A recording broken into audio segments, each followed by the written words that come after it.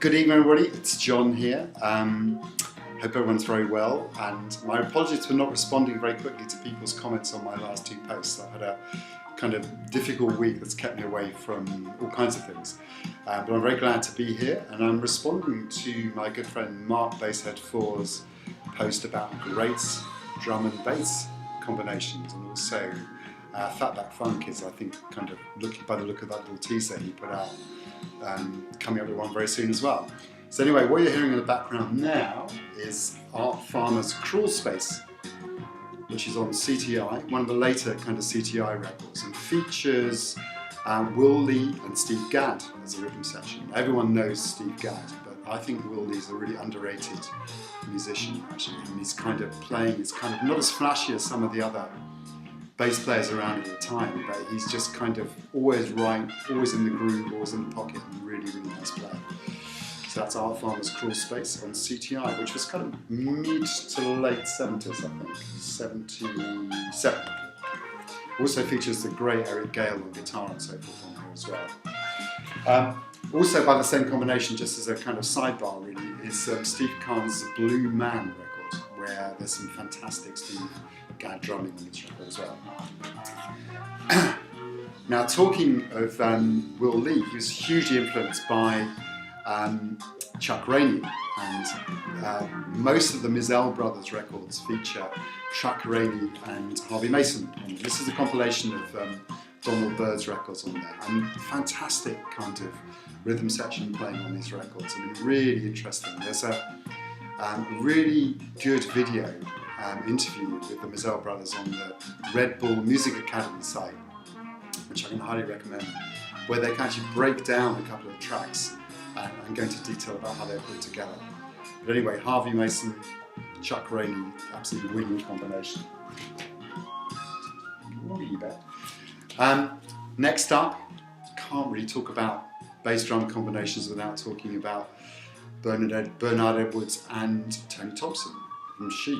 I mean, the whole kind of rhythm thing with Chic was great. And it's, in a way, it's kind of, although I'm kind of quite like the Daft Punk album, it's quite nice that Nile Rodgers and the whole band are getting some attention now, but absolutely classic stuff. I mean, kind of harder than most disco music, I think, in their kind of playing. I saw Chic live around this time, and they were really loud, and they were really heavy, and they were really great. So that's Chic. Next up, another kind of great combination. I mean, Anthony Jackson has to be one of my favourite bass players, and I love his kind of more kind of jazzy stuff, and he's playing with people like Steve Jordan and so forth. But I think the combination of Anthony Jackson with Steve Ferrone on the Chaka Khan, this particular Chaka Khan record, actually, Naughty, and all of them is just absolute killer, really. I mean, I seem to remember reading an interview with Anthony Jackson somewhere, and he said he had like months to write his bass parts for this record, and you can really hear it, actually. Fantastic combination. I mean, they kind of actually sound like nobody else, especially Steve Ferrone's drumming, which has kind of got a real kind of swing to it, as well as a kind of funk. Chaka Khan's Naughty. Fantastic record, actually. Now we're going a bit kind of left field, really. Well, not left field, but I want to talk about Jim Keltner, the drummer, and who plays on thousands of records, and he's playing on this, obviously playing on this Walls and Bridges John Lennon record, in this case with Klaus Voormann, the bass player, who was also a kind of visual artist and so forth. But Jim Keltner had the kind of ability to just play what's exactly right for the song. Very simple, kind of minimal fills, fantastic drummer. And he's playing with Ry Cooder, and he's playing with J.J. Kell and thousands of others. And Klaus Voormann's a lovely player, actually, even though he didn't really particularly kind of take himself that seriously as a bass player. Really nice. And the first track on here, the Going Down on Love, is a great example of their playing together. Talking about playing what's right for the song, now you don't often get a kind of Bob Dylan record pulled out when we're talking about bass and drum combinations, but this is Charles McCoy and Kenny Buttrey, who were a kind of classic Nashville rhythm section. Kenny Buttrey went on to play with Neil Young on Harvest and various other albums. And this is a really interesting record actually from a bass and drums kind of perspective. This is John Wesley Harding by Bob Dylan, of course, so I should say who it's by and what the record is. And Charlie McCoy's playing is quite extraordinary because he's not kind of holding down the kind of the bottom on this at all. He's all over the place and sounding really kind of interesting kind of bass lines on this. Obviously, a kind of classic record for those of us who love Bob Dylan, but also great kind of rhythm section playing. And Kenny Buttrey, of course, went on to do all kinds of stuff afterwards as well. Next up, Mark and also Fatback Funk talk about Miles. You have to talk about Miles. I mean, probably the person who had the greatest taste in rhythm sections, put some amazing kind of bands together. Paul Chambers and Philly Joe Jones and everybody else, Jimmy Cobb and so forth as well. But for me, probably his most amazing rhythm section was Ron Carter and Tony Williams. They obviously went on to work with all kinds of people, Herbie and lots of Blue Note records and the great jazz trio and all kinds. But I think possibly my favourite record with Ron Carter and Tony Williams is Nefertiti, Miles Davis's Nefertiti. I don't know what you can say about Tony Williams really. I mean, the guy was a genius, an incredible musician, kind of unique. Still nobody sounds like Tony Williams actually. I think weirdly in a way, the person who sounds the closest to him is Chris Dave, the drummer who's playing with people like Robert Glasgow, a hip-hop drummer and so forth. But anyway, what can you say? Ron Carter and Tony Williams, classic rhythm section.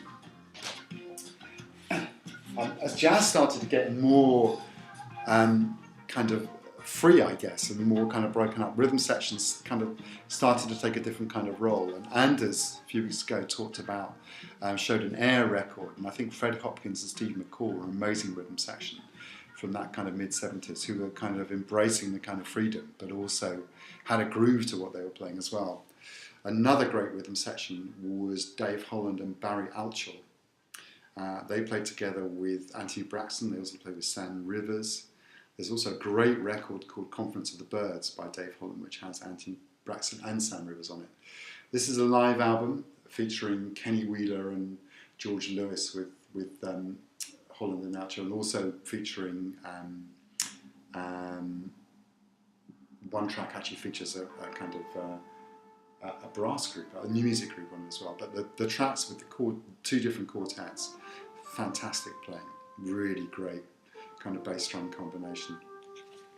Barry Altschul, Dave Holland. Last but one, I mean, I could talk about dozens, I guess, of amazing kind of reggae bass drum kind of combinations. Sly and Robbie, Sly Dunbar and Robbie Shakespeare have to be featured, and I've gone for something which is not probably the most obvious kind of record with them on. Their amazing work with Black Uhuru, everybody under the sun really, but this Gregory Isaacs album has an incredible track on it called If I Don't Have You, which is just complete, it's totally minimal. I mean, it's kind of more minimal than a dub track with Gregory singing on top. Incredible kind of combination really. I mean, they kind of played on literally hundreds of records.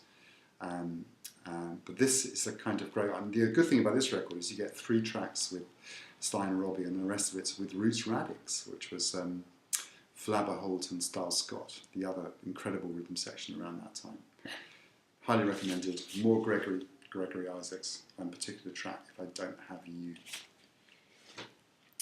Last up, CD. I haven't really talked about many kind of contemporary kind of rhythm sections at all, and I think I could go on and do 50 bass and drum combinations, but the last one I'm going to talk about is Joey Barron on drums and Greg Cohen, the bass player. And this is a John Zorn record by the Bar Cookbert Sextet called Lucifer, which is from his Book of Angels selection. I think probably Joey Barron is my favourite drummer working now. I think he's an absolutely incredible drummer. Plays with John Zorn, also plays with people like John Abercrombie and so forth as well. Dave Douglas. Just can play anything, and he's got, I mean, seeing him live is an absolute joy because he's got a total kind of enthusiasm for things. And Greg Cohen is a wonderful bass player. Really, really good bass player. Also kind of very, very accomplished arranger. He's worked with people like Tom Waits and so forth. This record kind of has the sextet, which also includes Mark Rebo and Eric Friedlander and Mark Feldman. I think it's kind of probably their best recording. All the pieces written by John Zorn, of course, as well. So this is Lucifer from the Book of Angels. For a CD, it's also pretty gorgeous as well. So that's it. I mean, you could do 30 of these, really, never mind kind of do 10. But be back early October with Mark Basshead 4 and Dr. Rhythm to do another post. And in the meantime, lots of love to everybody and good night.